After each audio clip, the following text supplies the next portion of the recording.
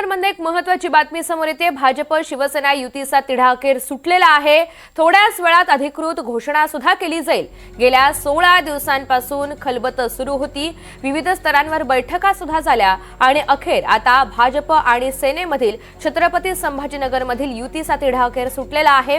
आज सकाळी सुद्धा महत्त्वाच्या बैठकांचं सत्र सुरू होतं आणि अखेर हा तिढा सुटलेला आहे।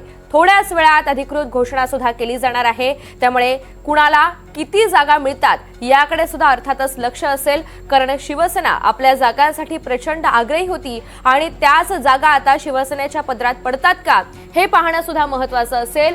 थोड्याच वेळात भाजप आणि सेनेचे महत्त्वाचे नेते या सगळ्या संदर्भात अधिकृत घोषणा करणार आहेत। गेल्या 15 ते 16 दिवसांपासून छत्रपती संभाजीनगरमध्ये खलबत सुरू होती, विविध बैठका सुद्धा झाल्या, मात्र युतीची घोषणा नेमकी कधी होणार आणि किती जागा कुणाला मिळणार याचं धोरण निश्चित होत नव्हतं। अखेर या सगळ्या संदर्भात निर्णय झालेला आहे। भाजप शिवसेना युतीचा फॉर्म्युला ठरलेला असून तिढा सुद्धा सुटलाय आणि छत्रपती संभाजीनगरमध्ये काही वेळातच अधिकृत घोषणा केली जाणार आहे।